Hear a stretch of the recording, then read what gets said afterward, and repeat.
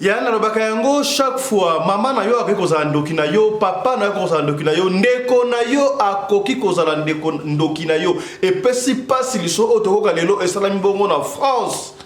Petit frère afundi grand frère na ye oyo amema ye na poto ya afundi ye bango so basa bangunde grand frère akendaka Kisasa afundi grand frère ke ye aza réfugié akoma katina Kisasa pona nini so wana pona ba location familiale. Petit frère bakangaki na prison ye na mwasi na ye tangu bakangaki bango social azwa ki bana na 6 apesa ki epai ya grand frère aboko la bango. Alors mbongo allocation familiale mbongo ya bana ebade ko kende epai ya mwasi ya grand frère tango babimi olieba luka musala babandi ko landela bapesa bango mbongo wana au moment où mwasi ya grand frère a stopaki musala ye po ki parabana wana epesi mbilinga. Petit frère a menacé soki bopesi mbongo ate bokomona makambo ya akei ko funda grand frère akeki sasa ba business. Petit frère akeki ko funda la préfecture ya na ngaza réfugié mais akomaka na Congo o likambo ya somo boyaya ba congolais tokosuka ndenge nini yango liso tokosola lelo awa somo. Le candidat le plus faible na campagne électorale oyo ezali bongo Félix Antoine Tshilombo Tshisekedi. Voilà mutalobi yango candidat numéro 3 Moïse Katumbi Chapwe. Lors il y a interview na ye na France Internationale. Il est allé plus loin pour alobake soki ajibo kondi guerre et kosila dans peu de temps à kotia 5 de dollars pona ba soldat ba sa guerre oyo encore plus pire avec Kolobayango yaya le passeport de Moïse Katumbi n'est pas le bilan de Félix Tshisekedi.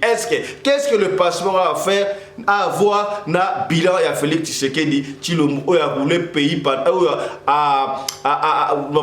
atambolisi pays pendant 5 ans. Est-ce que passeport a avoir quelque chose dans tout ça? Yango to développer na émission ya lelo.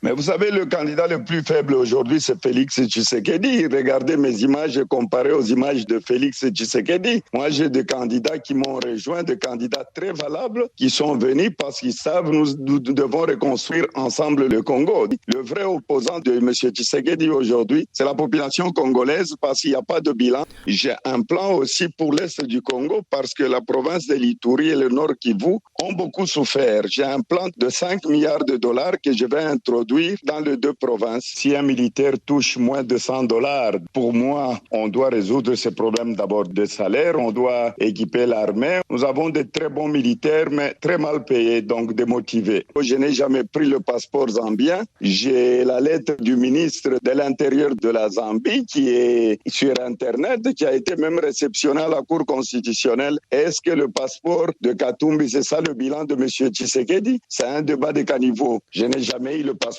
zambien. Balobaki élection et kozalate finalement tout moni bongo élection et kozala parce que moi na mboka mokonzi ya seni Denis Kadima alobaki soki ba pesi ba matériel ba hélicoptère ba avion konso élection et kozala les 20 oyo Monesco a disposé ba hélicoptère na ye à soutenir a appui na se a ko pesa appui na seni pour ba déployer ba kit électoraux partout na République démocratique du Congo Yangonde et Salami.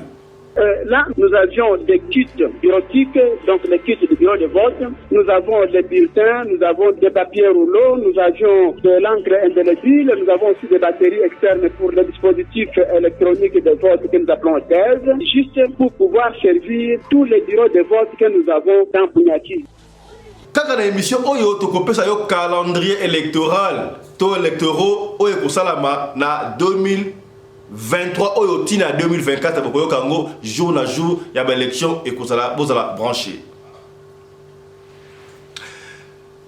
Le Congo a tout ce qu'il faut pour faire devenir Congo est comme terre promise. Congo est comme un jardin d'Éden. C'est pas moi qui l'ai dit, un philosophe africain, un penseur africain, un analyste politique africain a expliqué à Ngombe. Mais qu'est-ce qui manque? C'est seulement la volonté politique. En fait, du Congo, il y a tout ce qu'il faut pour réaliser un jardin d'Éden dans la terre congolaise. Et les mythes et légendes africains eux-mêmes, racontant l'Afrique, racontant Kemet, racontant la civilisation négro-africaine multimillénaire, indiquent la terre la plus importante de la terre, le jardin d'Éden. C'est le Congo.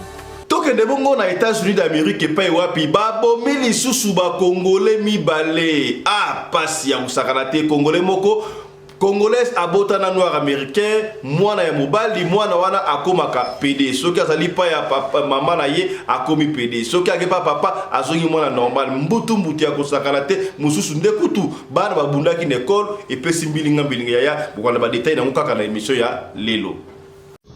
Touti ko perdre ba frère na biso mibale la journée mercredi na mokolobi. Ndeko na biso moko akufaki mercredi batiraki et moto abetelaki police li solo makambo amonaki aspikaki na détail na moto atiraki ye pe babomaki elobi vendredi.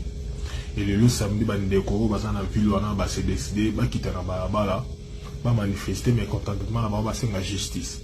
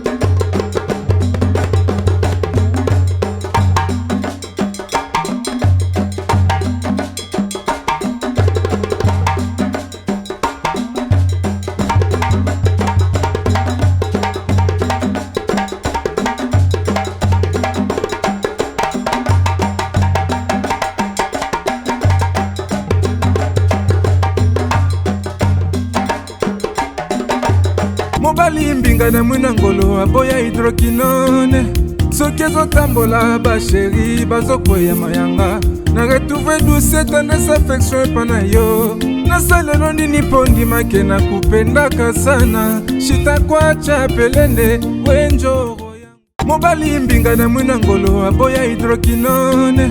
Soki ezotambola ba chéri bazokwea mayanga. Na retrouve douce tendresse affection epana yo. Nasalelo nini pondimake na kupendaka sana. Shita kwacha pelende wenjo. Radio Collective ya Fiston. Tous s'abonner massivement. C'est validé.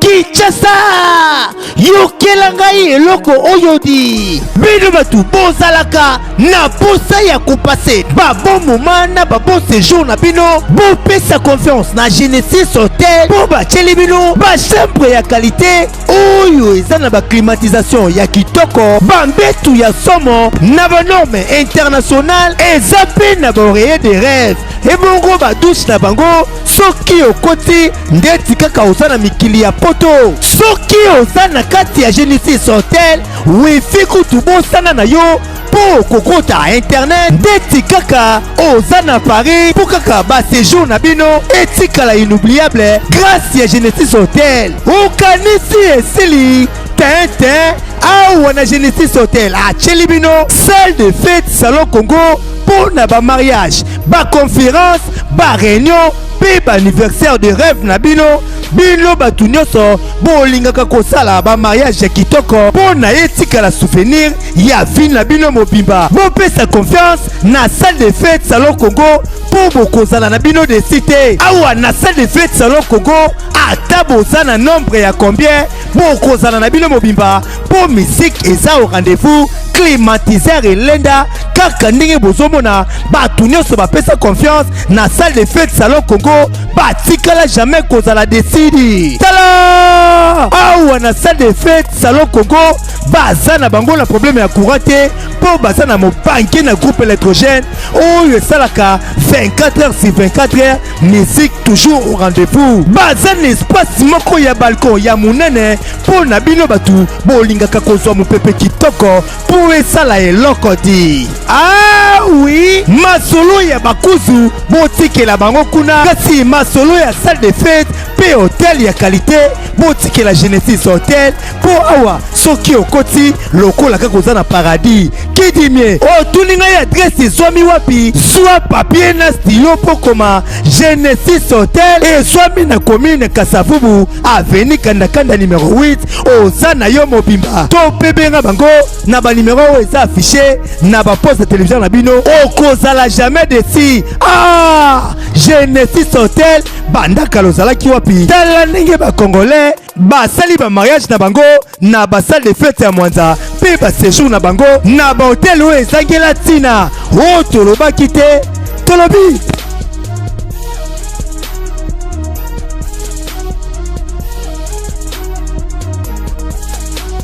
Mbote na bino bandeko balandi ya radio lokolo télévision bisika nyos to bozwami merci na confiance et fidélité bo pesa kana programme oyo radio lokolo masolo et pas wapi to kuta na ka pona ko beta masolo ya makambo zali koleka bongo na communauté na biso africaine en général mingi ya biso batu ya mangala oza na Brésil pa ya Nanouche Mukoko appel masqué 30 10 31 10 okomi mwana mwasi oyo avanza idéologie na Brésil mobimba wana comprendre soko ngosa na suru kitoko kabela ya kitoko na milaita mikongo benga bongo Nanouche Mukoko appel masqué 10 31 10 comprendre c'est que bien oza bongo na Kikwiti oza na Kipushi oza na Beni oza na Kalemi oza na Suisse oza na Suède oza na États-Unis. Merci la confiance et peu fidélité. Comme on a fiston Pelende, tata ya Sedek. Yambo to betre li solo autre robete pesi passe ya kosakalate na kosepela ya brebi yango mesa notre pesa merci pe matondo na sponsor officiel ya chaîne Oyo Michael Josh marque déposé ya mwana mboka epai wapi soko lingi ozarta bilamba ya très bien. Bas gros bien soirée, ba veste élégant, ba quête ya solo, ba sapato ya solo ya ba chaînette ya solo. Kota bongo na site ya Michael Josh, bo bengi so ebele, bo na difficulté ya kota bongo na site ya Michael Josh, so na difficulté o benga ya kota benga biso to kotinda o lien o kota site to to ko pesa o pe ba coordonner ya Michael Josh bo so na match ko match, comprendre Michael Josh compagnie, emblème, griffe, ya mwana mboka, oyo tombo na biso bendele na mboka ba paya, ba montre ya bozu o so na lati montre o la kantaka montre ya ba or ya montre or sangana ba diamant, cadeau signé sponsor Michael Josh ba zu wapi ya montre ya boye.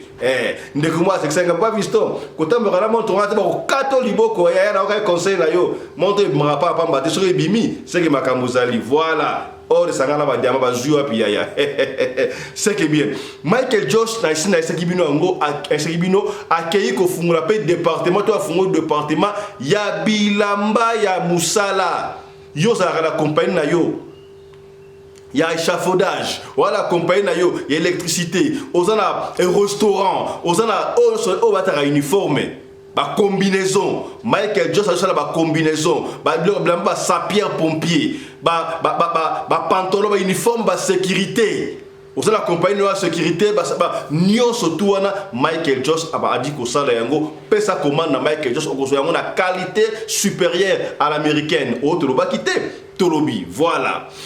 Un clin d'œil na Genesis Hotel et pas wapi yazali moko ya partenaire na biso na chaque fois ya soki le de Kinshasa pour un séjour moko agréable ola l'hôtel ya kitoko ngungité courant 24 heures sur 24 benga bongo tout ça la réservation na Genesis Hotel au numéro zo le kabongo na publicité soki o moni publicité te benga biso to kopesa ba coordonnées ya Genesis Hotel ya au bengi à partir mboko zali ba kozo na report ya njili ti na avenue Kandakanda numéro 8 na quartier Loja na commune ya Kasavubu et pas wapi Genesis Hotel et Zalaka.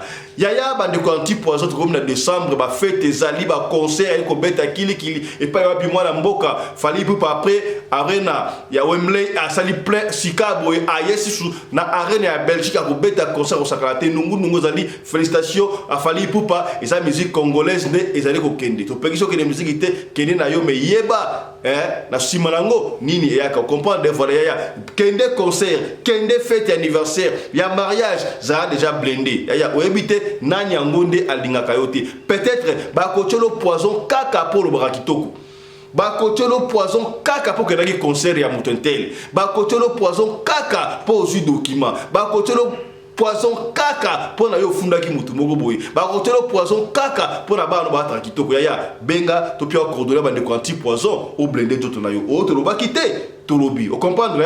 Voilà, yango ekenda kandengo wana.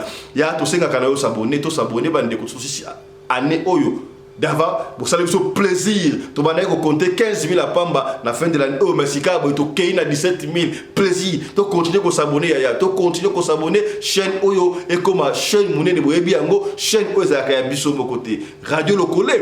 Kolokole n'est pas à chaque fois ba beta kayango mutu mon côté lokole et beta mara loboko mon côté il faut dema boko boye donc tu peux lokole beta alors biso to zukaka donné à koloba masoto beta awa to inventa kayango te ezala kama solo o bino bo pesa kabiso to beta pona ko nuire ba tuté mais plutôt pona ko sunga et sika de quoi koyaki yo okoyate et sika pe de quoi la mukaki yo pe o la muka est-ce qu'on comprendre awa to lobaka ka vérité ce qui i ezali i O ezali O, V ezali V. Pembe na pembe ya awa. Pembe na radio lokole. Vous comprendre?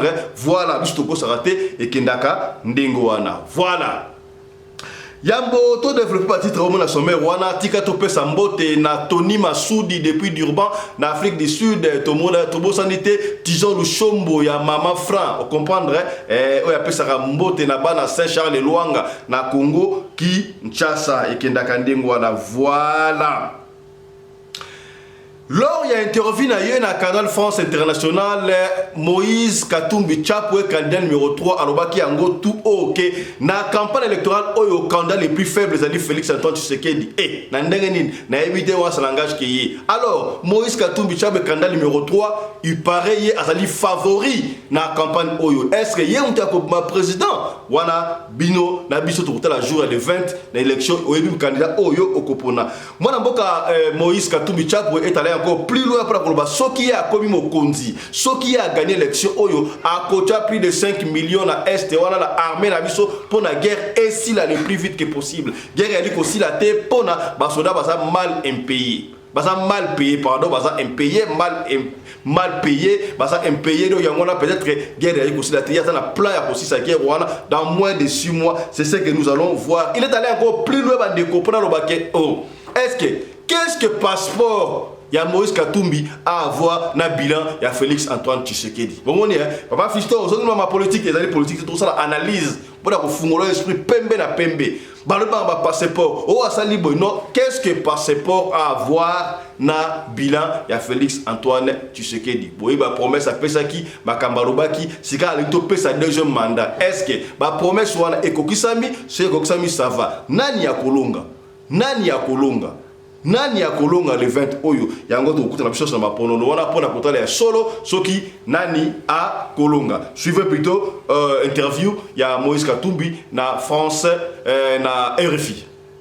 Invité de Radio France Internationale, Moïse Katumbi dit avoir un plan pour en finir avec la guerre à l'est de la RDC. J'ai un plan aussi pour l'Est du Congo parce que la province de l'Ituri et le Nord Kivu ont beaucoup souffert. J'ai un plan de 5 milliards de dollars que je vais introduire dans les deux provinces. Si un militaire touche moins de $100, pour moi, on doit résoudre ce problème d'abord de salaire, on doit équiper l'armée. Nous avons de très bons militaires, mais très mal payés, donc démotivés. Parmi les premières actions en tant que président de la République, s'il est élu, Moïse Katumbi dit s'attaquer à résoudre les conditions sociales des fonctionnaires de l'État. D'abord, je vais diminuer les trains de vie de l'État, je vais augmenter les salaires des fonctionnaires, donc les enseignants et les militaires, et surtout, je vais lutter contre l'impunité parce que pour le moment, l'état de droit n'existe plus dans le pays. Pour l'élection présidentielle du 20 décembre, Moïse Katumbi s'est dit être favori dans la course à la présidentielle après le ralliement de 3 autres candidats présidents. Mais vous savez, le candidat le plus faible aujourd'hui, c'est Félix Tshisekedi. Regardez mes images et comparez aux images de Félix Tshisekedi. Moi, j'ai des candidats qui m'ont rejoint, des candidats très valables, qui sont venus parce qu'ils savent nous devons reconstruire ensemble le Congo. Le vrai opposant de M. Tshisekedi aujourd'hui, c'est la population congolaise parce qu'il n'y a pas de bilan. Sur la polémique de sa possession d'un passeport zambien, Moïse Katumbi réfute cette accusation. Vous savez, c'est un débat de caniveau. Je n'ai jamais pris le passeport zambien. J'ai la lettre du ministre de l'Intérieur de la Zambie qui est sur Internet, qui a été même réceptionné à la Cour constitutionnelle. Est-ce que le passeport de Katumbi, c'est ça le bilan de M. Tshisekedi? C'est un débat de caniveau. Je n'ai jamais eu le passeport zambien. Je n'ai jamais voyagé avec le passeport zambien. Donc cette histoire, c'est un mensonge. M. Mbemba lui-même, son père était portugais, il a la famille portugaise. Moi, je ne vais pas renier mon père à cause de la politique. totikala kaka na makambo ya maponono élection pour la koloba boy tolandaki yango mwana mboka président ya Seni Denis Kadima alobaki bazana ba difficulté mukie surtout bazanga ba hélicoptère ba avion pour la ko déployer ba kit électoral na territoire nyo surtout ya RDC. Alors Monesco a se porter garant a pesi ba hélicoptère ba avion nyo surtout pour na ba déployer ba kit électoral na ba territoire nyo surtout ya République démocratique du Congo et loko oyo et Salemi.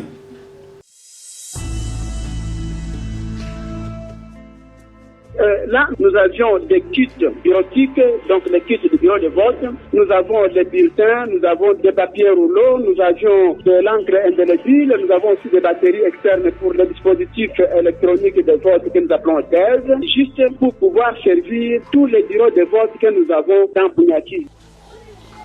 Pour nous, c'est un soulagement parce que ce déploiement d'abord vient répondre à certaines inquiétudes.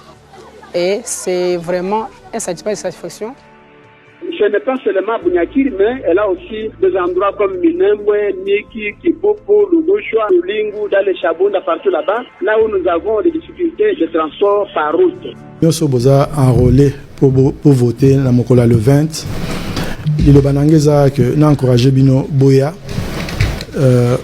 pour participer à scrutin, à vote au Trossala Mokolo. Il y a le 20, mercredi le 20 décembre 2023.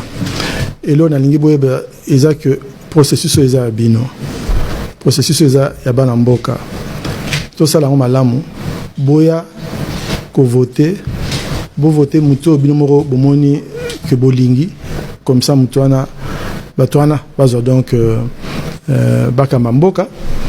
Mais il ne faut pas il faut boya parce que binonde bozana décision na maboko binonde choix na bino osala que mboka na biso ezo ba élection oyo ya malamu ezo sala que to sepeli na mikonzi na biso et que mboka et que liboso.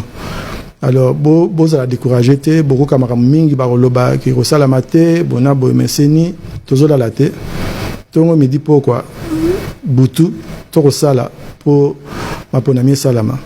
Donc tu encourager bino vraiment beau participer et za mboka na bino beaucoup de la spectateurs te bino de foboza na décision. Et la même chose na singa ba candidat ba keza nango élection les alliés exercice démocratique ba suwa longa ba suwa longa te to za pena moi patience wana to ba que soto lingi to développer culture politique démocratique.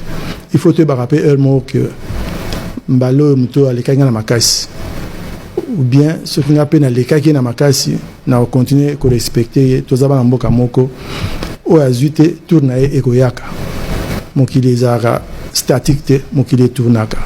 Donc o ezamboka na biso to lengelango to sala nyuso to yana ba élection to participer comme ça to zana ba résultat moko eza légitime comme ça to zana mikonzi miko otondimi et peut sepela na bango ba ko kamamboka et puis to tcha bango maboko. C'est ça ce que je peux dire. Merci beaucoup. Nalinga la po na le po le bien voté ou confirmer les biso que le 20 décembre tozo que na maponami. Il y a bongo le 20 il y a na qui ont déjà na le bic ba s'apprêter parce que élection au sama mukoloana et ozala jour férié mokolo aux la jour férié donc musale aux la raison et au qui mesate donc moyen yali mutunyo soya à voter et tout ce planning na bato pe ba banga koza de na candidat na yo bomba la poste au proclamer candidat président yo oui ça bango ni na ça ba ba ka ngape naza électeur neti bango na repona pe naza grand électeur naza grand électeur donc nga voilà ngana bango na mutunyo. Voilà. Tokoliga que élection est cause la libre et transparente pour le autre que bandeko ba l'étranger le quoi en Afrique du Sud va voter, le quoi en France va voter, na Belgique, na Canada, na États-Unis, je crois 5 pays diaspora oyo ba ko voter. Rapidement avant tout les caractères tout peut ça yo calendrier des élections il y a 2023. Calendrier d'élection, c'est-à-dire que l'élection sera présidentielle, mais nous l'élection sera présidentielle, n'a pas député, députation zali, présidentielle zali, n'a pas beaucoup mais c'est yoka rapidement, il y a Chris, c'est là que ce calendrier, on a comme ça tout le temps rapidement.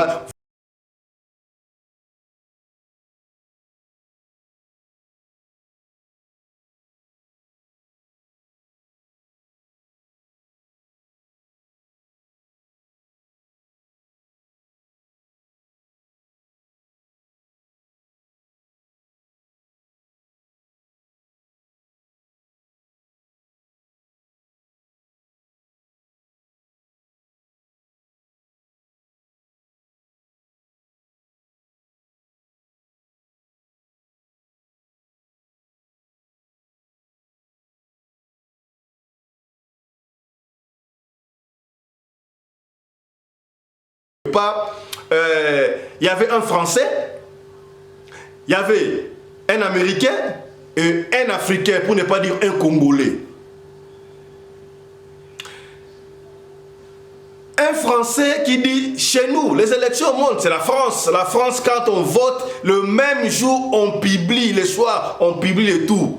Un Américain qui dit, oh papa, mais comment, voyons, nous aux États-Unis, quand bien même vous votez, vous voyez les résultats qui s'affichent au même moment. Vous voyez même comment ça se passe. Donc nous sommes les meilleurs. Voilà un Africain qui dit, oh mes frères, Français tais-toi, Américain tais-toi. Chez nous en Afrique, mais on connaît même celui qui va gagner avant même les élections. Est-ce qu'ici au Congo, on connaît celui qui va gagner avant même qu'on vote? On ne sait pas. C'est ce qu'a dit cet Africain là. Voilà, c'était pour vous faire rire, mais il faut faire attention. Ça peut être aussi possible. On continue avec le calendrier électoral 2023. Voilà, je disais, le 31 décembre, publication provisoire de résultats par la CENI. Le 10 janvier, ce n'est plus 2023, c'est maintenant 2024, n'est-ce pas? Voilà, le 10 janvier,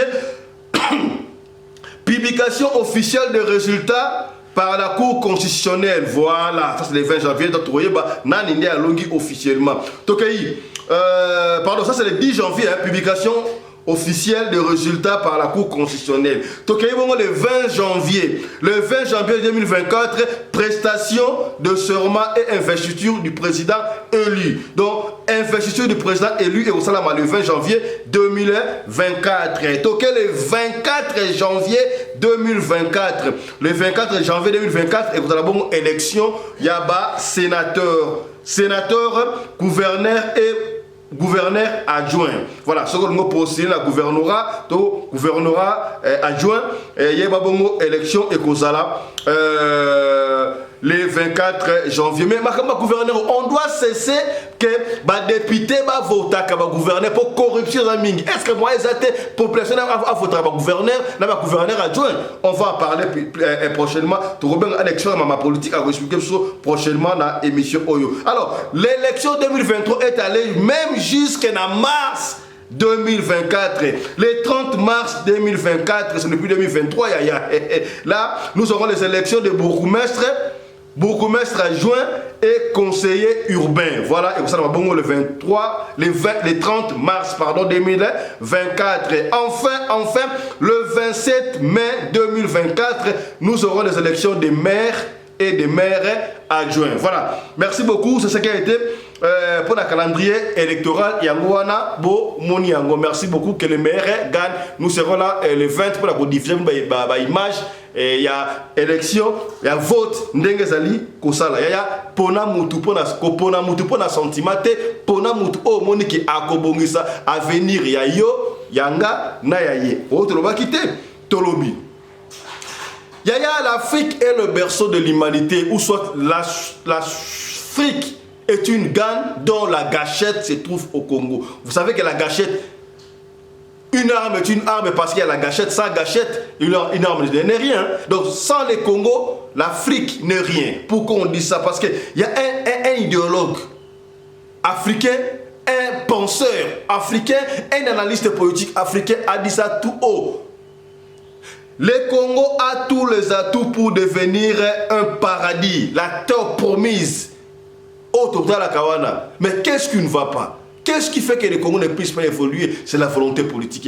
Un peu de volonté politique au Congo. Le Congo va devenir un paradis. Tout le monde va courir pour rentrer au Congo. Comme Branham l'avait dit. C'est ce que nous allons voir dans la future. Ce que vous allez en tous les atouts. Nous avons tous les atouts de devenir, pour ne pas dire un paradis, la terre promise, où tout le monde se précipite pour y accéder, pour y entrer. Mais la volonté politique. Je suis plutôt ces penseurs africains, Marabalobi sur la République démocratique du Congo.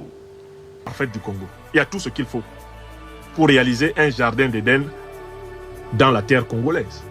Et les mythes et légendes africains eux-mêmes, racontant l'Afrique, racontant Kemet, racontant la civilisation négro-africaine multimillénaire, indiquent la terre la plus importante de la terre. Le jardin d'Éden, c'est le Congo. Quand je parle de l'équation géopolitique congolaise, ça veut dire l'importance du Congo dans l'équilibre de la planète, l'importance du Congo dans la puissance de l'Afrique. C'est ça, l'équation géopolitique congolaise. Quelqu'un qui veut, ou quelqu'un qui veut diriger le Congo, doit être à la hauteur de la signification, de la portée et de la puissance potentielle du Congo. Pas seulement en Afrique, mais dans le monde. Est-ce que vous comprenez à quel point l'équation géopolitique congolaise requiert des aptitudes et des compétences qui ne sont pas simplement intellectuelles, qui ne sont pas simplement morales, mais qui sont même spirituelles. Il faut que ce soit quelqu'un qui ait développé un sens extrêmement élevé, de l'humanité, de la vie, un sens extrêmement élevé de la responsabilité planétaire. Il faut que ce soit un grand patriote congolais, un grand patriote africain. Vous le sentez ou pas? L'équation géopolitique congolaise n'est pas à la merci du premier venu. Ce n'est pas à la merci du premier venu. Car le Congo est un État géopolitique et géostratégique important sur l'échelle de la planète Terre. Et il est le poumon, il est le moteur du décollage africain. Si l'Afrique doit être une puissance, ça ne sera pas possible sans le Congo. Et si l'Afrique est aujourd'hui une impuissance, c'est à cause de l'impuissance du Congo. Car le Congo est le moteur potentiel de la puissance africaine continentale. La République démocratique du Congo, tout aux États-Unis d'Amérique, et pas wapi, ba Congolais, soso pembe azanga kamboka te, mais ba problème et aussi la te.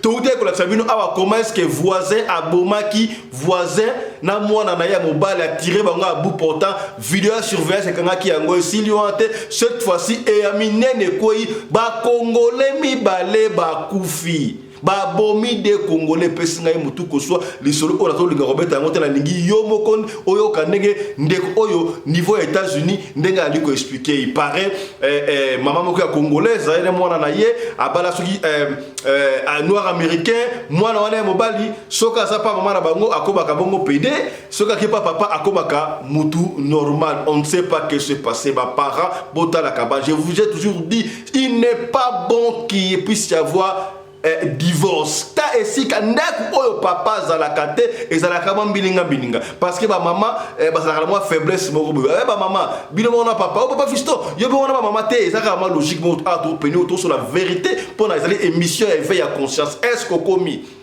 le papa c'est le chef de la famille, autorité à papa ezali sika papa zali makambo kenaka tout droit. Un papa ozali responsable, ce ne sont pas les papas Mario, les papas oyo ba lembele non.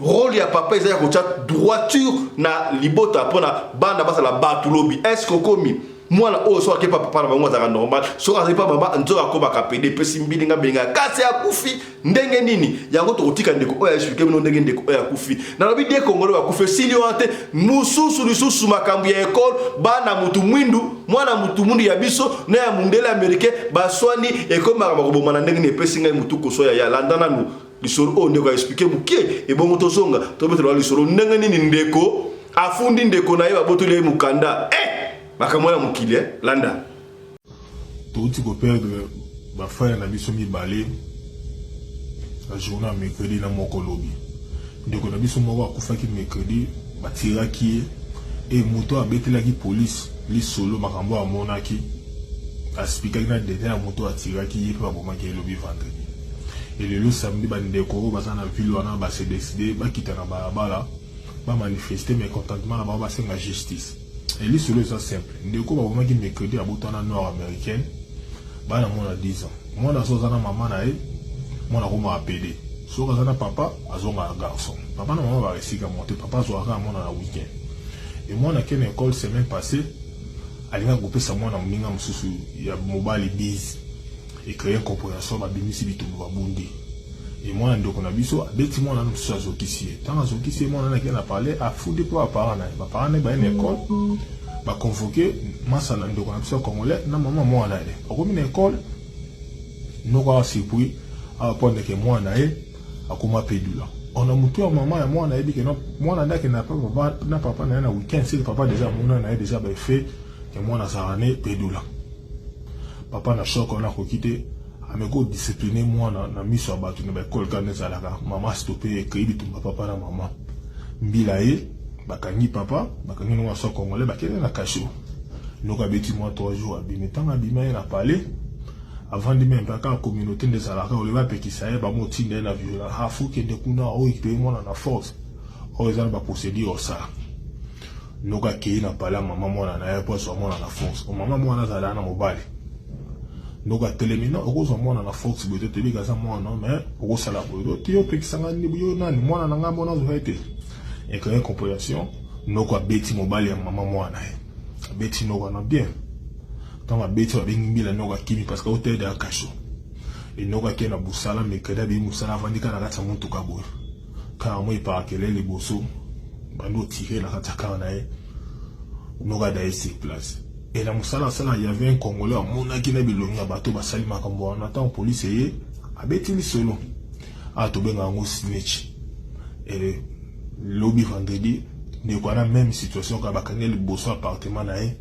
tiré par d'autres peuples des Congolais l'espace à 2 jours et ben donc les Congolais va quitter le balabala va manifester on est dans le bagage na lingo lo bela mingi parce que boyo kaka qui yanke makofi tika mona Congo que no bunda na France ko bunda na Londres ko bunda na Belgique l'état simba bunda raté ces gens ici ba ina mabitu makofi te ba ba ili ko tirer bato mili muni balé ki likolo il y a distraction moi 5 minutes bato to legi bino na force to zali meto bunda ka to yibi munduki aba utiliser ngo lo ambeli ces gens sont même si munduki ba tiro ba olinga ba bomo ndenga solo ndeko to zo conscience ya to mboka papa ya ko to vivre to enjoy to bota to koma ba koko si ces gens kufa to kufela to être non la ça va pas na biso ko swana ezali ba fertilité inutile so zana tango swana na mwasi mo bota na ni luka deuxième sala salate de salata deboulé zo ko tam ah bah ya tona ba famille to tsina ba famille tona ba to ba konta sibiso ko perdre de vie bo ligola en foutement moi mon kebo c'est difficile ya consommer quoi yom to en États-Unis de ko na zala maele qui en ke futa ka ko swana bitumba moi ce mobile ça n'apporte rien tika lo babiloba lo bana tika finga zwana ego ba accélérer au moins yo za safe donc encore ya to kobete la osika bo lisolo ya lelo ngai na kobete yango te mais na kotika la yokota extrait ya correspondant na biso depuis Europe soda ya poto oyo toujours soki makamba immigration ya française ye makamba ya mikanda ya français ye soda ya poto atene makawana pona ko expliquer pona ko aider bino boyeba mingi bafinga kaye bafinga kabiso oyebelo komo te mesikabi makambu mingi ya lobaka e bandi ko se réaliser oui c'est vrai to bandaki sikaboye loi oyo ba proposaki pour na ba kata ba location familiale et l'équité na parlement ba boyango ekwei mais ndenge mususu ya boto na mikanda ekomi yango nde soda poto ako expliquer biso akokende abete na biso lisolo comment est-ce que ndeko moko ba botolie mukanda ye na kisasa otoloba oyo kaka lokola mama oyo esika rotuna ngulu maman vous dans ma processus mais ndeko ba se ba botolie mukanda qu'est-ce qui s'est passé ya na ça ka chaque fois maman na yo goza ndoki na yo papa na goza ndoki na yo mwana na goza ndoki na yo ndeko na goza ndoki na yo papa pasi ya kosakala te donc likolo ya mbongo bato babosana ke o mama na ngai o mwana na ngai o ndeko na ngai yaya ofunda ndeko na yo likambo ya vie babotola ye doki pona makambo ya mbongo qu'est-ce qui passe ya na kospero symbiose muke na ko expliquer muke pona tika soda poto abete na yo yaya ya eu deux familles en France to ndeko moko mobali alungwa kisasa ka ndeza kaina poto fwa kumputu abundi ndeko oyo abwaki ngunda kaka ndenge zalaka mais ye na ngunda na ye abandaki kosala te ata coopérant abetaka ba cop comprendre ya talaka ngana maboko talaka ngana ba geste kutaka na munoko te comprendre ya zali coopérant o comprendre abetaka ba cop na ye est-ce que komi voilà est-ce que komi tala ba geste na nga est-ce que komi abetaka ba cop na ye o comprendre azwa mbongo zo abengisi mwasi na ye aye na mwasi na ye baboti bana 4 tanga boti bana 4 kaka ndezalaka soko za yo moko lisu moko doki diboko boko sokola ka misu te abino il faut na benga pe petit frère na nga aya to ko mami bale to bunda nengo na pona to sunga ka famille ndeko oya bengisi petit frère aye petit frère pas judok olia luka musala donc à côté dans le système à côté dans la cop one est-ce que comprendre est-ce que moi il boko na comprendre à côté dans la cop one tant à côté ma cop one cop simbi si ko petit frère tanga ye pas bengi si moi si na ye moi si pas ye grand frère abota ki bana 4 petit frère le kisi degré aboti bana 6 tant aboti bana 6 wana ndeko continue si nos grands frères sont à ça de la couple là azui ba plan akendaka mi ko investir na kisasa grand frère ba business na kisasa donc avant ça ma kamna kisasa asa na doki na azo radical les la ka il faut to mettre ba code ko après ça ma kambo ya bénéfice pour la business surtout pour le kene mboka donc au monde akitina na mboka pays voisin et pour akatisi kaka ndenge zalaka sur petit frère koto était des ailes so qui peut libabe ko qui te ba kite na cop wano yebido ki petit frère a côté ça qui peut moi si na coopération au moment où grand frère a balancé la cop ngo yemo grand frère a ça na ma réserve bon gros ça sali ngo mais moi si a grand frère a bandé ko ça là quelque part a bomi pénétrance grand frère so sali ma coopération na ki ça a ki ça business time mais si ko petit frère donc de ça te a ça la en France à côté si gout na moi sinaya ndako na coopération na yaya jour et beta kano sauter ya bakanga petit frère yena moi sinayi bake ko sambisa les boloko bakoti boloko bana batika idéologie bana miki bana ya moins de 18 ans boyebi ke na loi bana ya moins de 18 ans bako vanda bango kote sengi nini social aya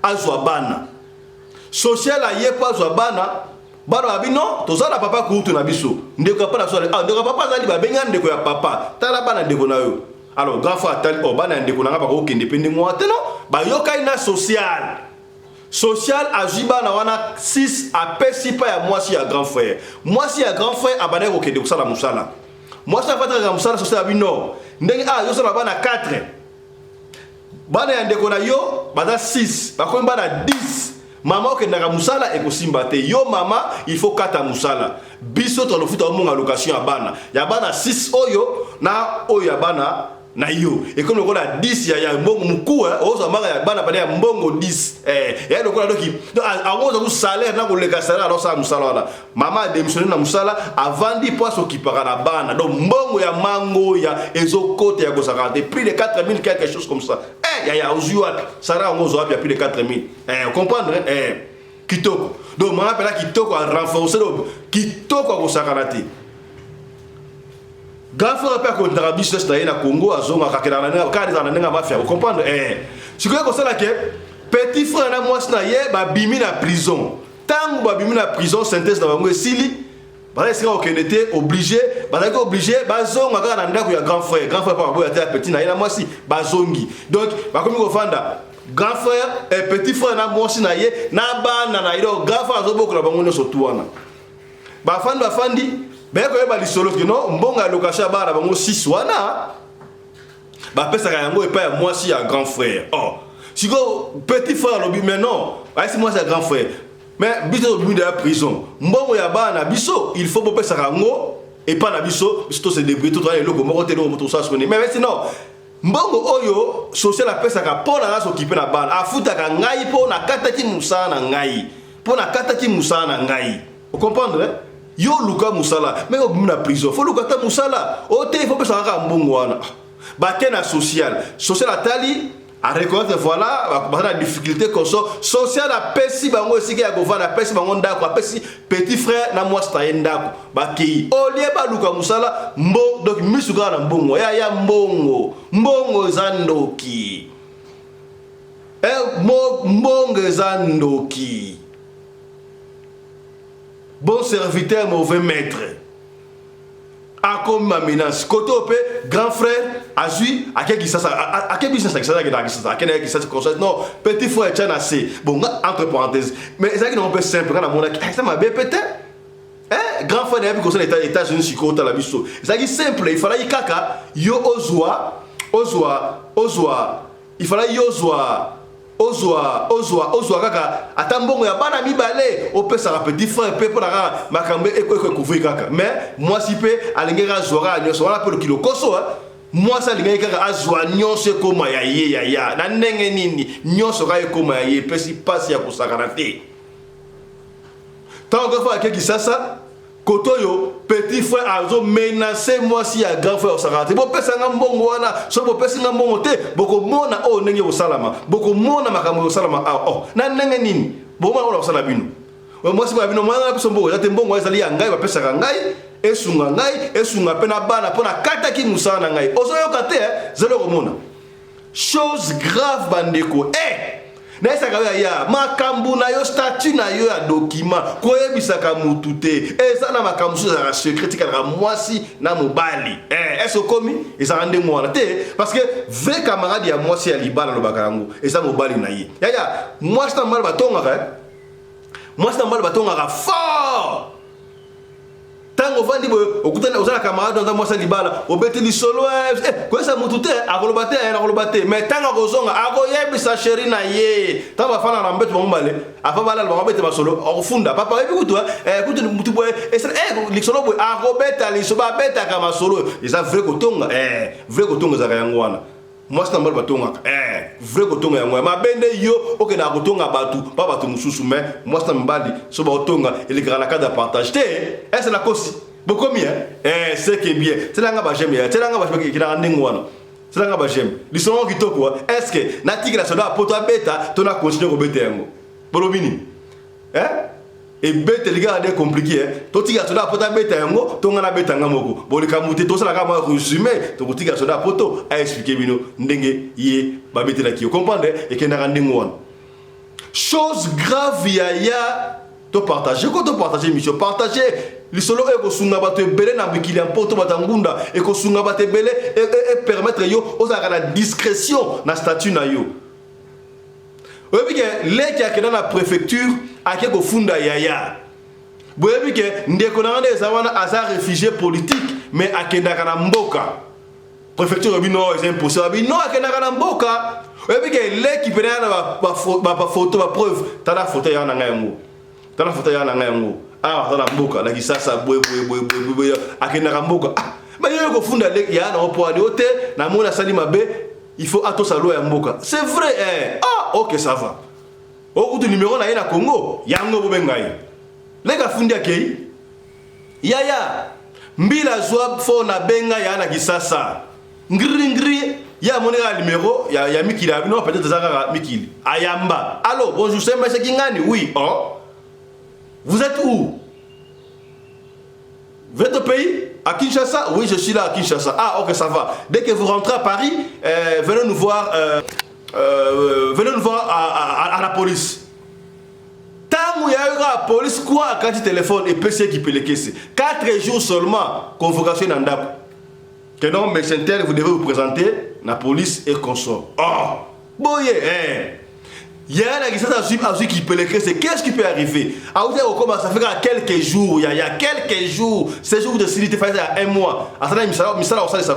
Il était obligé au 4 voyage, pas Zonga. Il y a Azonga, moi si pas Bengi. Il y a j'ai eu une convocation à la police dans 4 jours. Mais on appelle le Bengi Awa, na solu kuna risasa, tant que police na kati. Il était obligé de changer de ticket pour Azonga. Ndekota Azongi. 4e jour, à quel pas Mbila? Non, yo un réfugié politique. Mais comment est-ce que yo n'engozali awa, au lieu que dans Boka la Bino, au lieu que partout dans le monde, pour la société passeport réfugié. Mais sauf chez Bino, ok chez Bino n'engeni. Bon, et ça va comme na bisoté, qu'il y a la préfecture, ou ça va la préfecture. À quel na la préfecture? Préfecture a tourné la même chose. Yo tu t'es retrouvé par la Bino n'engeni. Oh, on a qu'un d'ailleurs qu'on habité. Au Kendaki. T'as la photo à moi, nani ndekutu. Aïsi bino non leki na mutaki awa ayeko funda yo yaya mone et pesier mutu ko soit tension abino oui c'est vrai na kena pas na bisoté ameki ma fofule mo ndambu ono na kena pas na bisoté na kena ki na ngai na kena ki na chose na Congo Brazzaville. Tant que Congo Brazzaville, sango ya liwa moko. Alors j'étais obligé au 4 na malu ya pona assister na matanga wana. C'est vrai mais même que ça interdit au buki mibeko. Ça va? To boto li ona no mukanda. Pour permettre yo aux la sécurité. Au marché na France to boto li ona mukanda, to tinna bakamuna yo na Genève et sika bat oyo batuna bakipara makamuna bima réfugié destin bango yango de tozongela ya tala makam oyo ndeko pena alukeli ndeko na ya tayo moko ki mutema mabeti na niveau oyo ya tango na esaka yo salaka attention ndeko na yo akoza na ndoki na yo na ndenge mabeti o papa visto yo linga ko séparer votre famille tenga ko séparer na ka ko peigner yo tala siko kaya boya tala kaya boye ndeko akanisi kuteke no ngasa na koma na poto eza grâce ya ndeko oyo abosani ya ngwa ba ndeko so ko bekso ndeko poto te to ko na ba te ndeko akenda Afrique du Sud kala akenda Europe kala akenda mais abengi saka mutute abenga ka bango te po ayebi mutote famille na tala sikabu est-ce que so ka bengi sa ndeko na poto te kali moya e pesi mbilinga ba botoli ndeko o mukanda. Basé la réponse à Genève, si le lot répond à Genève et à Kate, yeba yango déjà, ce que ça n'est pas, on va le Hollandais là, et pour ça, ndekwana, bah ça a des coopérations oyo. Donc ndenge petit frère quoi, alingi grand frère à quoi na épée et longo. Quel mutema mabe atabino moko. Hey, quel mutema mabe atabino moko. Yaya mekabo rien, ndenge pesa la ka, et c'est baby. Baluka avocat liboso ye asengi 2000 euros meki bo esimbité deuxième avocat ye 2000 euros esimbité muso ya asengi 1000 euros esimbité et combien 5000 ya suka ya komeka 2000 euros esimbité 7000 euros et keika raboye ndeko azu mukanda bekité ba pesi mukanda na été heureusement nzamba la kate ayeko bouger oh nini kuna et ça nini kuna boye Église, moi, il y a une coopération, il y a une convention dans les États-Unis d'Amérique, le pays de l'oncle Sam. Et c'est quand Michael Josh à Zalaka, siège à Michael Josh, et c'est quand puis griffe à moi dans Mboka, Bendele, na biso tellement à New York. Ma montre à Bebazu, à Michael Josh. Il y a son bataille montre à Michael Josh. Na ici au somba OT. Pour les montre à or et sangana ba diamant. Oh le guichet makasi. Ma montre à votre résistance ça dans kuna. Au somba à bloc marque la marque. So pas ko oh pour mes athées. 6500 euros, Yokaka, il n'y a pas de souci. Michael Josh, en tout cas, merci. Sponsor, il y a des sponsors, il y a des partenaires. Il y a des partenaires, n'a pas sponsor. Michael Josh, sponsor, sentir, c'est qui est bien qu'il y a moi. Michael Josh, voilà. Quoi payer? Moi, la maille Monica et Simbate, à Kumbi, hier. Na mwasi na ye na bana akena bango étage na biso oyo azala pays de oncle Sam banda kenda pe na ba répondre répéter sikoyo to suis précision te est-ce que ndeko ya oyo akena bana ya leki na ye to akena na bana na ye moko wana kamunu ko ba biso précision te mais to kozonga précision to la précision te sayo pona nini est-ce que akena na bana ozaki na charge na yeba na ndeko na 6 wana to atika ki ba on peut États-Unis un grand pays, un grand monde pour ceux qui sont aux États-Unis. Vous comprenez, c'est que bien. On comprend les résumés. Na bête de presse histoire, presse résumé. Et on a lingi siko na tiga soda poto. Soda poto volandaye, on a 5 bo s'abonner pour la chaîne na ye. Comprendre Diamonica, JDK Diamonica télévision, bo la bo s'abonner pour yé appel sa kabino mais formation la source, biso za randengo wana. Comprendre to appuyer ka bana mai, ba mata muke biso égoïsme te. Ce qui le lopé, soda poto a kono abonné belé. A comme c'est grâce à Radio Loco, n'est-ce pas? Tu fous la gagé, hein? Tu fous la gagé. Comprendre? Voilà. Tu tiques le scotchas, l'anda soda poto. N'enga d'expliquer solo. Oyo, la soukalango, tu zonga pour te conclure émission. Soda poto, bête sur le solo. Suivez. Mais avant de côté bien le solo, on est aux États-Unis. Na on est le monde ba congolais. Ba congolais. Boké ba ne loko na olo ba sikoyo. Surtout bino ba maman. Pour nous jouer bapel.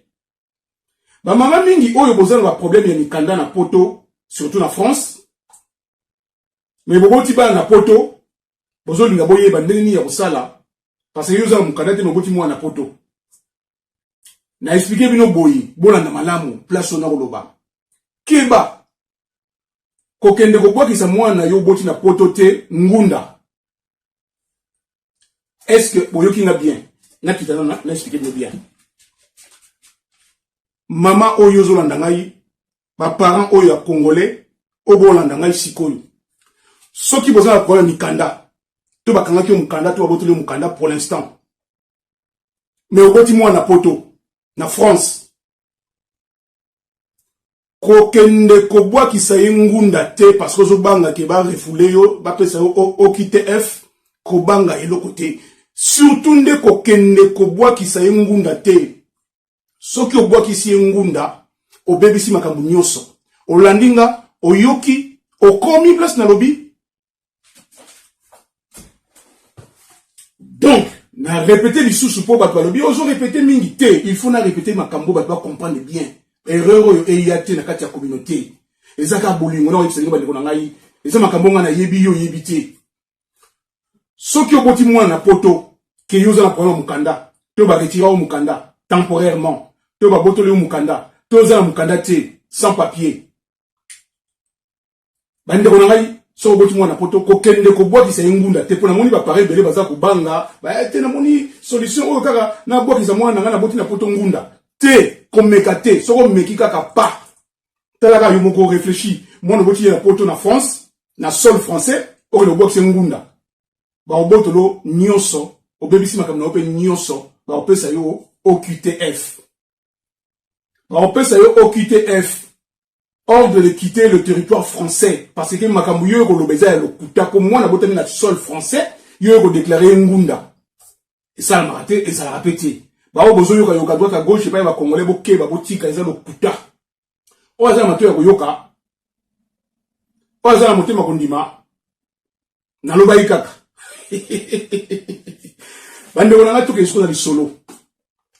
Ba botoli ndeko na biso mukanda babotoli ye sikoyo te mbasi babotola ye mukanda mukanda nini ya ngunda oyo lobayike te soda poto ya lokuta babotola mukanda te nga vanda na kati place ngai yetanga nga zo mona yo mona katinde ko ngai ndako yo vandi te place mai tanga ko yeba te malgré ba obozo loba loba na ndenge zo sala makamba ba cop minga za na kati nga cop ya la katenga loba ka vérité polele ngunda na yo ezaka géré na convention de Genève.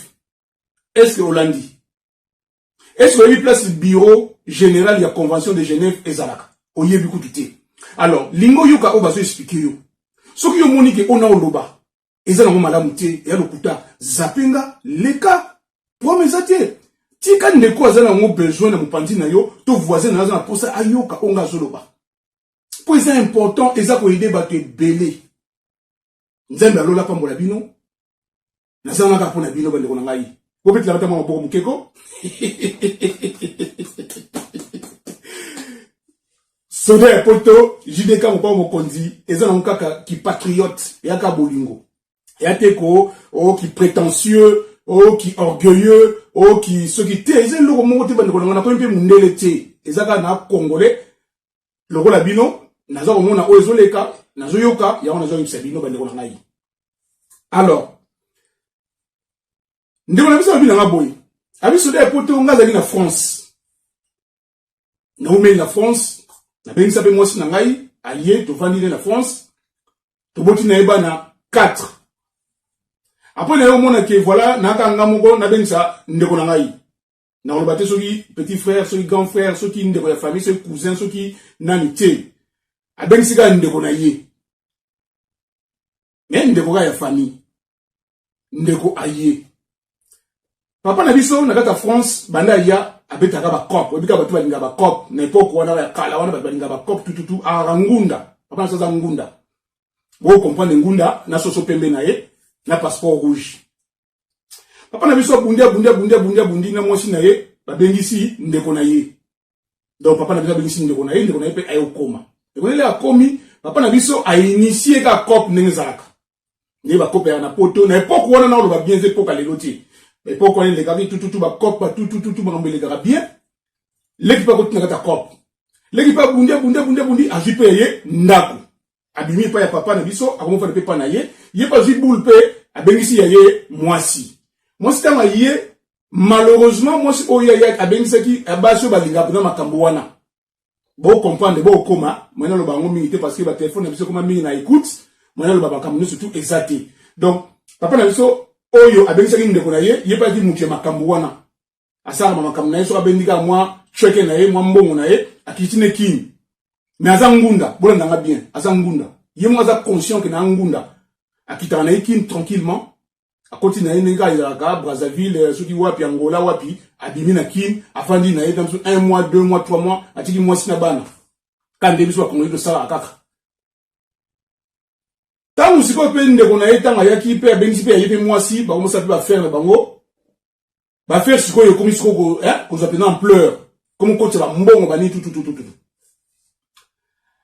après ndeko pe côté na ye pe aye ko bota pe bana 6 donc oya ye ndeko liboso abotaki 4 yepe na libota na yepe ayo sala aboti ya 6 na mwasi na yo abengisaki de comme il y a 2 couples 2 familles oyo abengisaki na oya yaki donc esali 2 familles sikoyo bakomi ko sala makamna bango business na bango koteka kama makamnenge za papa ti ebipe eloko on peut za la mystique ba yo kanga papa do ba yo kanga ndeko o ayaki bakangi ye lokola pe mwasi na kati ya makambo ngo bakangi na mwasi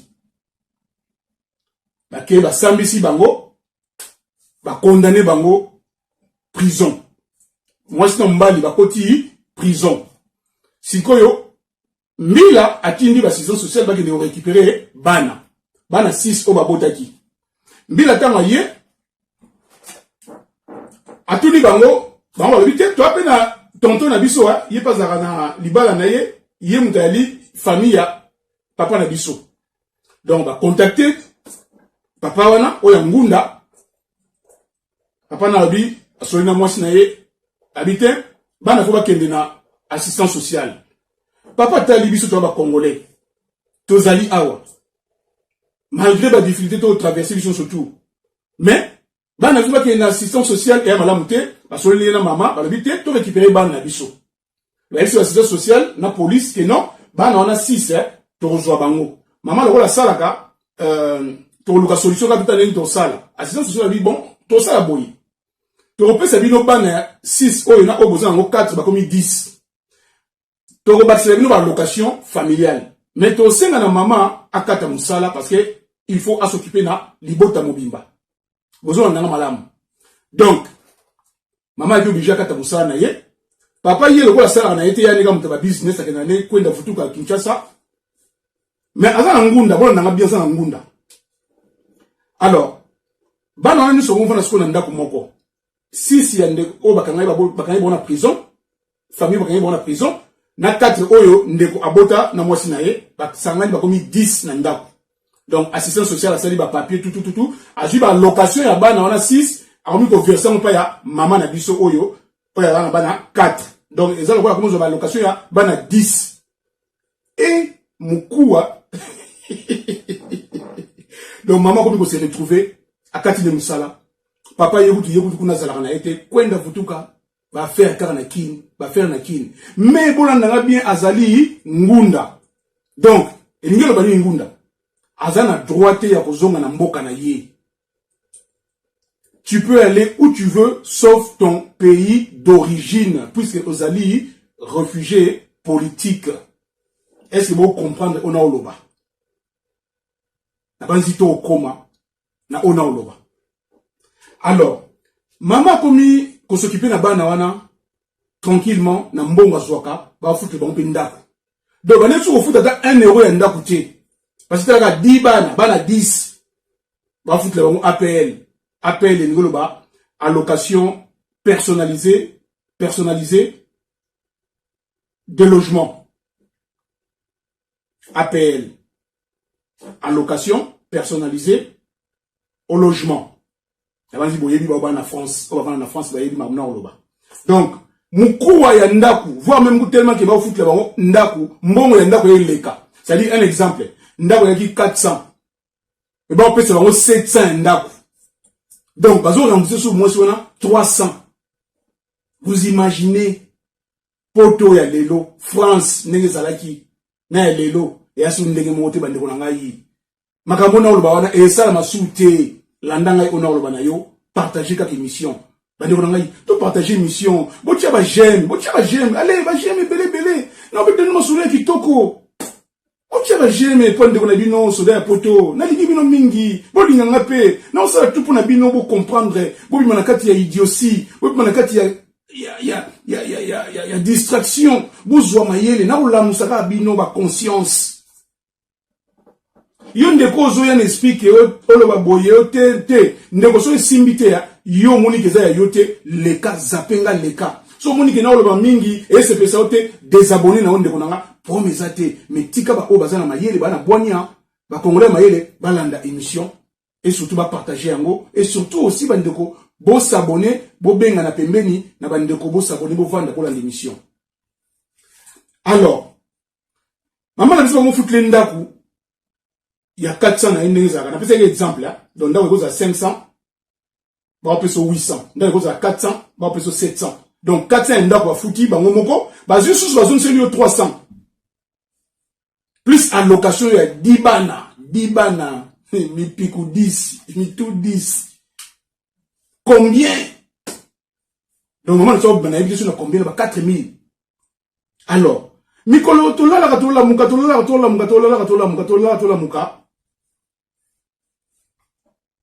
vient à biso donc mutoma business ya ngunda akena Congo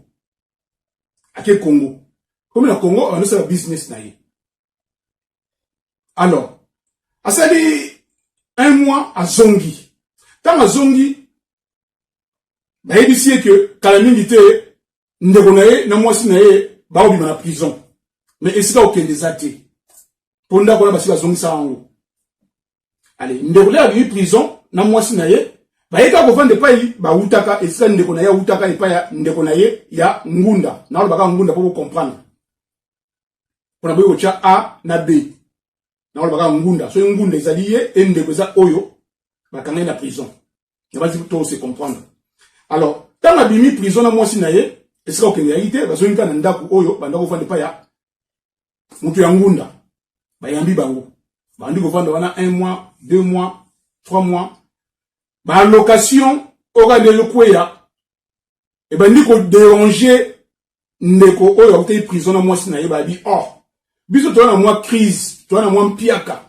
est-ce ba location ndeko kabola ngote botana niveau ya makambo ya ba congolais mutu azulio bana 6 ba oboko la bango na ndako ba ozula ngwa location yo bimi prison au lieu de tabulu que luka musala yo lobité ba location ya bana ngai o elekaka bo pesa ngai yango bino zo ka ba location ya bana bino 4 mama lobi avant d'ici papa ayi papa tama ka mundeko na zoloba papa lobi mais ndeko mbongo oyo mama zozwa akata musala na ye yalo ka ba fute musala na ye akataki na mbongo ya bana donc bino bosala tout boluka musala bongo zonda kuna bino tokoyi ko aider bino après mais na pour l'instant mbongo eza pour na bana na libota na biso awa bo vanda awa en attendant bolia kana bino bosa o bolingi bosokola noma ya moto, mais en tout cas tolingi kimia.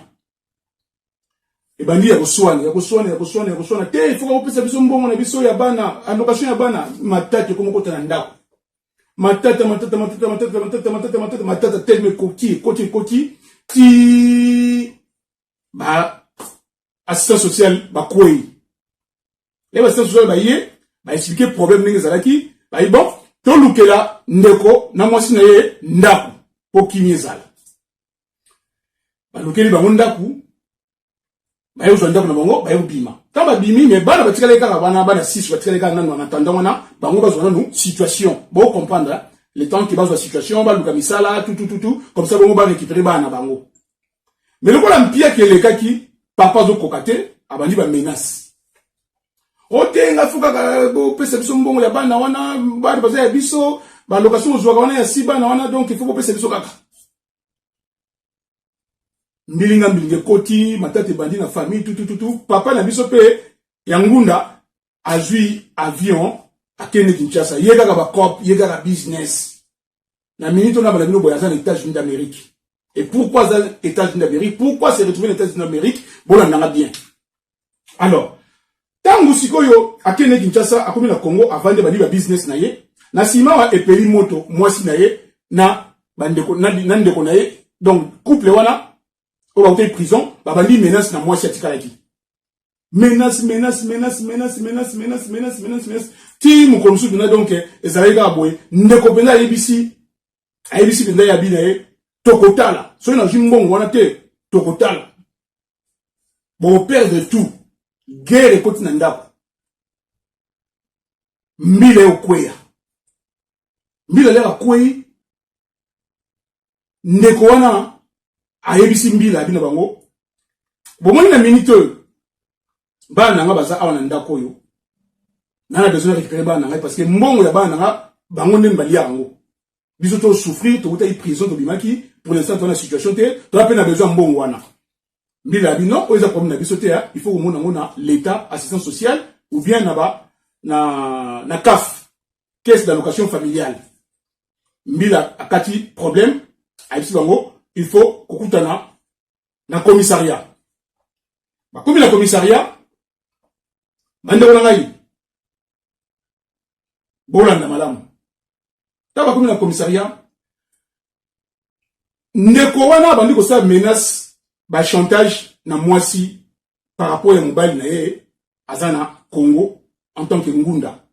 Abina yeso ko pesinga mbongo wana te na kufunda bino na kolomba oyo nusu te zali parce que normalement isa boy a expliquer na mwasi na bina papa azani ndeko na yo ndeko na yo pona yo zoko misa parole ndengo azani ndeko na bi mama ndeko zate mbongo ba location et bomi famille mbila kalme bango elle se bango bon mama yo zonga bino bi okende mais bogo kutana na CAF na ba assistance sociale ba ko régler problème na bino ba keyi na bango ba panzani na sima tellement que makambo bon ngate ndeko wana azui inde tina préfecture de police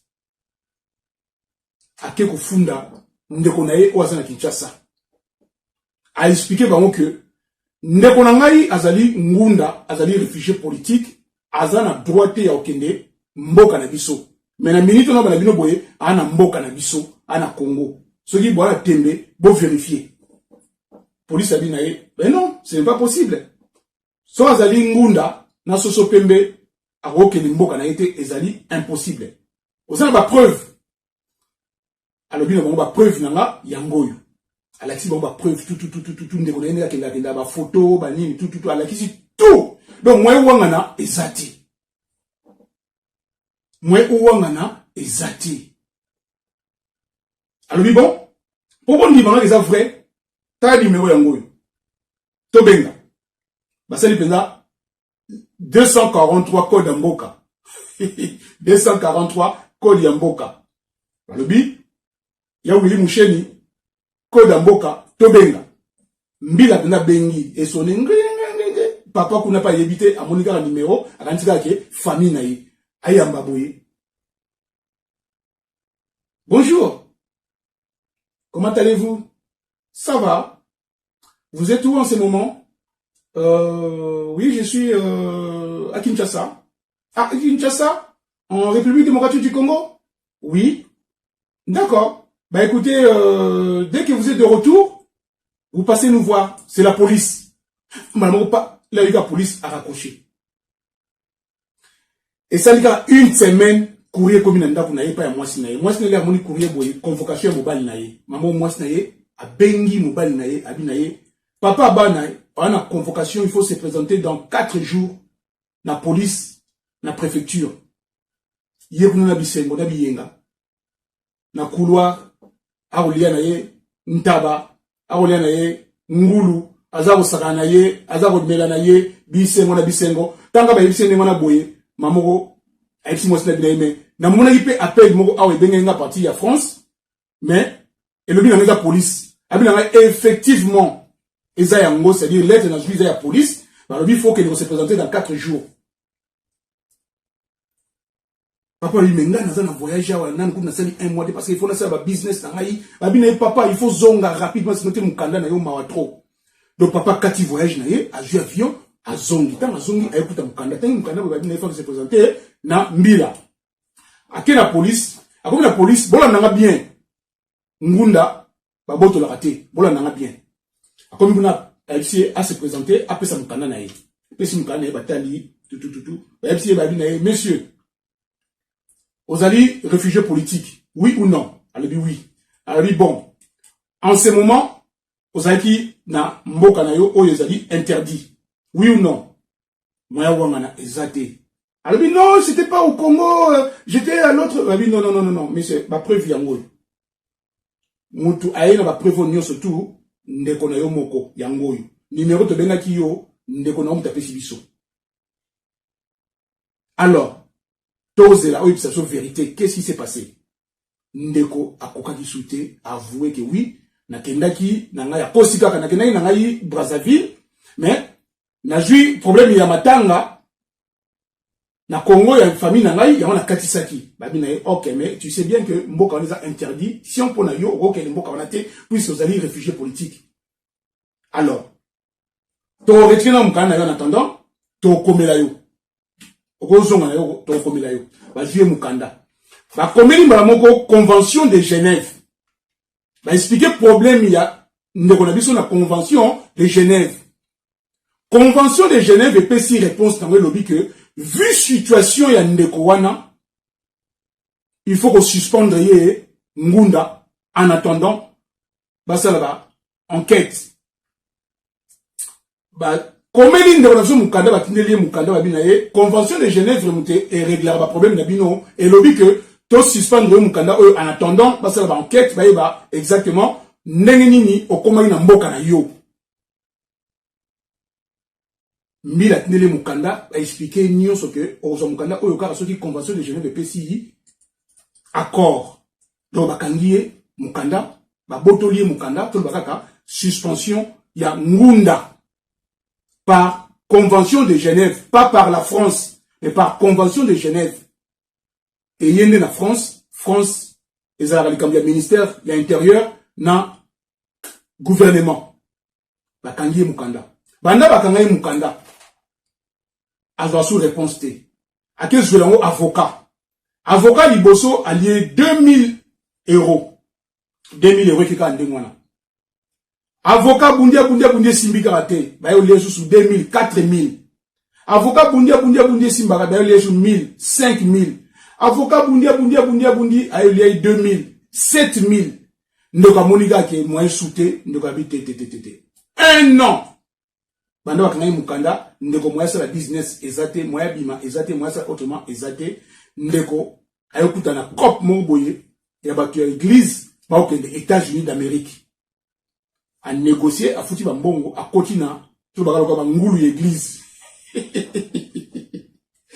boye ba ate na makama église pe ba ngulu bazalaka do ba glisser na kati ndeko ayobima France asundoli mukanda na ye ya ngunda agi mwasi na ye libota na ye bakoti États-Unis d'Amérique na minute na ba nous bazana États-Unis d'Amérique yango abengi ngai po apesa na lisolo oyo donc bakangai ngunda bana bakangai ngunda wana ti lelo ndeko azwa suite te abu pia est-ce que nazo kosa est-ce que yo onga zoloba olingo ndima to lingo ndima te ke ngunda ba ko kanga yongo ba ko yipe ko boto leo ponde on a sorti le loi réponse T ni la convention de Genève ni la France amoneka un koki vie baby makambo so beba yo simba sute ndeko na biso azuli bisaka na ina mwasi na ina bana babini na bango États-Unis d'Amérique balobaka bamupe alobaka oyo asala mato ya koyoka ayoka oyo asala makasi ya kosala asala oyo asala motema ya kondima andima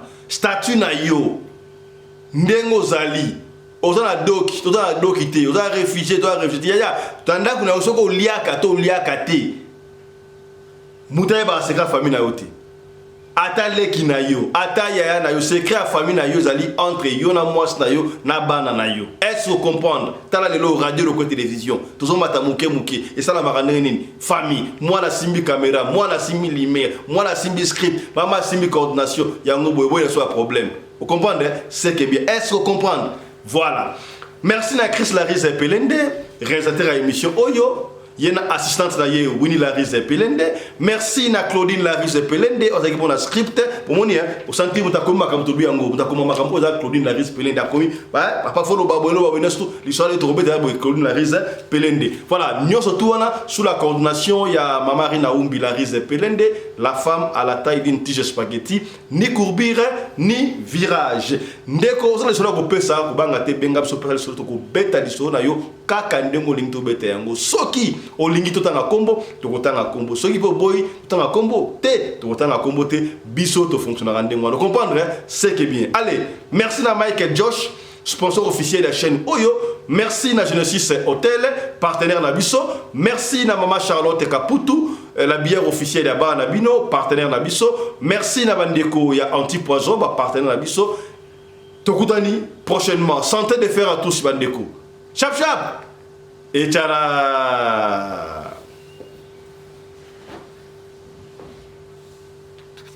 kasi ya moto développé titre ozali kuna liboso tika tolobana boy yaya sponsor na biso ya sika Michael Josh omoni ba montre oyo montre ya Michael Josh marque déposé à moi na mboka ezali ko sala mabongo aux États-Unis d'Amérique bandeko donc mikolo yo biso na radio lokole kaka boy yaya to ko changer ba montre le la film tala ba montre yango ba montre oyo et wuti États-Unis d'Amérique et pas un sponsor na biso yaya to ko changer ba montre le la film na radio lokole na to kata moko na sachet sikoyo na lata ya mboto loba to kata yango na ba sachet yaya o sponsor na biso ya mikolo oyo tolingi bana ya mboka yaya yo biba kala na mboka oya na mboka bapaya ozo idéologie te yo kaka bilamba oui c'est vrai qu'on a ma bête mais idéologie no créa pour la mboka tala mo la mboka Mike George Mike déposé na ye bomoni yango wa montre na esa ki yango wana radio lokole ye a commis deuxième sponsor officiel après Mama Charlotte Kaputu Mike George ezali marque déposé à moi na mboka o ezalaka boro na États-Unis ezaka ka ba montre te bandeko de bomona wana Mike Josh ezali ba t-shirt ba chemise ba polo na ba soulier ba sapatu kaka de botra ba griffe songolo pakala siko oyo Mike Josh pour aller encore plus loin pour na faciliter bana ya mboka bana ya Afrika Mike Josh a un partenariat, tout actionnaire, moque ba actionnaire na compagnie au benga Visco. Baby Visco c'est la compagnie au basala ka wax hollandais na Hollande. Yaya talandenge mo na mboka liko tombo la bendele na biso na mboka ba paya. Mike Josh. Donc bino ba bateka ba wax hollandais, oh super kingal baso bango na cher. Commandé yango à partir à Mike Josh. Numéro ya ngwa to tell you bana numéro ya ngwa na bo benga Mike Josh direct benga Mike Josh direct soki bo mona le kate benga biso na radio lokole télévision deko yo to ko tia en contact na Mike Josh bande ko na boutique na France na Belgique na Espagne na Kinshasa na Afrique du Sud yaya on a besoin de faire une boutique à Mike Josh pour que on va monter les Afrique du Sud awa to na mikrim susu o ko mona courant magasin ka ya combo alors yo soko lingo za mutali boso ya ko fungula magasin na combo ya Mike Josh ya mwana mboka benga Mike Josh ali wa to benga msu na radio lokole yaya okozoba montre okozoba super wax hollandais okozoba soulier à Marc Josh ba chemise ya bien tola takabana mboka Mike Josh ya kutu na biso doyen Michokoto combien kutu Michokoto c'est que bien Mike Josh donc à partir ya lelo Congolais nyonso tout, Africain nyonso tout, mwana mboka, yo zali fan ya radio lokolo ya benga Mike Josh. Tout ça la ka effort ata fan moko ya radio lokole zala eloko ya Mike Josh parce que Mike Josh a so supporter télévision Oyabino, a so supporter programme Oyo radio lokole. Tala. Toko changer ngo na tina fenêtre na film. Comment ma montre yé, ba polo et yé, ba t-shirt, ba soulier ya Mike Josh. Donc, Longonia, Ezonga, et pas à moi Mboka, Mike Josh. Hein?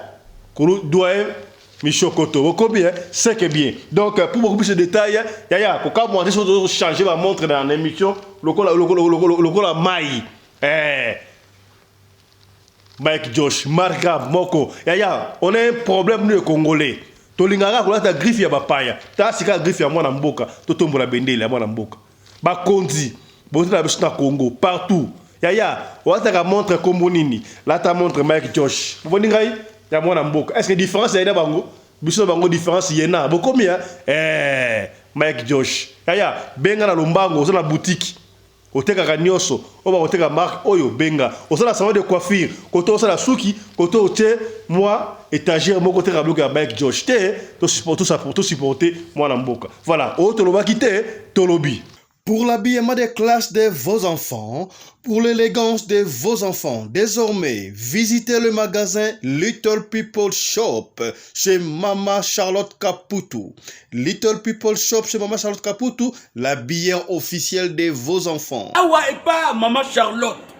Moi namboka, bon monake, ba namboka, congolaise, tala biloko yako sala, et pas bapaya. Acheli biso bilamba. Banda de 0 à 3 mois, yango yo. Soto yawa de 6 à 9 mois. Toke wana de 9 à 12 ans. Toza na nyonso. Bana mibali na bana basi. Soto yawa. Bomoni oya bana basi. Ndenge mwana zo putsana. Toza lokola wato yene 8 ans ti komata. Yango yawa. Koto yo nde makambo. Mwana zo bimondire ministre. Ya bataille nyoso yango. Ba Samuel, ba Chuchu, yango yo. Afrika, la tsabana. Oye ne to butaka. Elengi tala ba fest. Bana, mwana bimi na fête. Ba to ko banga. Soko lingo somba biloko yo. Omonike. Olingo sepelisa mwana na yo. Ko déplacer na yo te.